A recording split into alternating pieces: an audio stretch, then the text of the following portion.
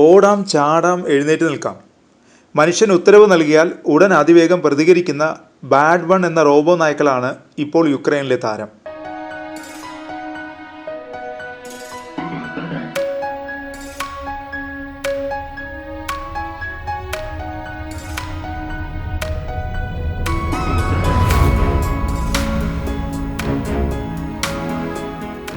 കഴിഞ്ഞ കുറച്ച് ദിവസങ്ങളായി യുക്രൈൻ റഷ്യ സംഘർഷം വീണ്ടും സജീവമായിരിക്കുകയാണ്. ഒരു ഘട്ടത്തിൽ ആണവായുധ ആക്രമണ ഭീഷണി വരെ റഷ്യ യുക്രൈനെതിരെ പുറപ്പെടുവിച്ചിരുന്നു.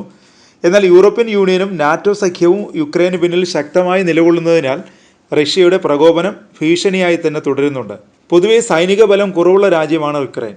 നിരവധി പട്ടാളക്കാർ റഷ്യൻ ആക്രമണത്തിൽ കൊല്ലപ്പെടുകയും ചെയ്തിട്ടുണ്ട്. ഈ സാഹചര്യത്തിൽ പട്ടാളത്തിൻ്റെ ജോലി ഭംഗിയായി നിർവഹിക്കാൻ കഴിവുള്ള സംവിധാനമാണ് യുക്രൈൻ അവതരിപ്പിച്ചിരിക്കുന്നത്. ഇനി മുതൽ യുക്രൈൻ്റെ ബാഡ് വൺ എന്ന് വിളിക്കുന്ന നായ്ക്കൂട്ടങ്ങളാകും ശത്രുമേഖലയിലേക്ക് ആദ്യം എത്തുക.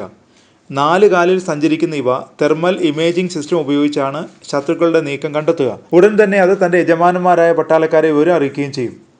റഷ്യൻ സൈന്യത്തിനിടയിൽ നുഴഞ്ഞു കയറി അവരുടെ നീക്കങ്ങൾ ചോർത്താനും മൈനുകൾ, ബോംബുകൾ, മറ്റ് ആയുധങ്ങൾ വിന്യസിച്ചിരിക്കുന്ന മേഖല കണ്ടെത്താനും ഇവയ്ക്ക് കഴിവുണ്ട്.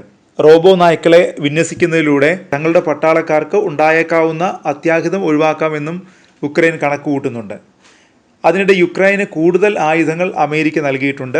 F-16 വിമാനങ്ങൾ യുക്രൈൻ ഉപയോഗിച്ച് തുടങ്ങിയതായി പ്രസിഡന്റ് സെലൻസ്കി പറഞ്ഞു.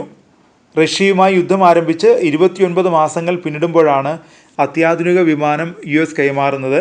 വിമാനം ലഭിക്കാൻ സഹായിച്ച സഖ്യകക്ഷികളോട് സെലൻസ്കി നന്ദി അറിയിച്ചു. എത്ര വിമാനങ്ങളാണ് യുക്രൈന് ലഭിച്ചതെന്ന് വ്യക്തമല്ല. റഷ്യയെ നേരിടാൻ ശക്തമായ ആയുധങ്ങൾ നൽകണമെന്ന് അമേരിക്ക ഉൾപ്പെടെയുള്ള രാജ്യങ്ങളോട് സെലൻസ്കി നേരത്തെ ആവശ്യപ്പെട്ടിരുന്നു. ഇനിയും കൂടുതൽ F-16 വിമാനങ്ങൾ ലഭിക്കുമെന്നാണ് യുക്രൈൻ്റെ പ്രതീക്ഷ. നിലവിൽ ഈ വിമാനത്തിൽ പൈലറ്റുമാരുടെ പരിശീലനം ആരംഭിച്ചിട്ടുണ്ട്. സോവിയറ്റ് യൂണിയൻ കാലത്തെ പഴകിയ വിമാനങ്ങളാണ് ഇതുവരെ യുക്രൈന് ഉണ്ടായിരുന്നത്.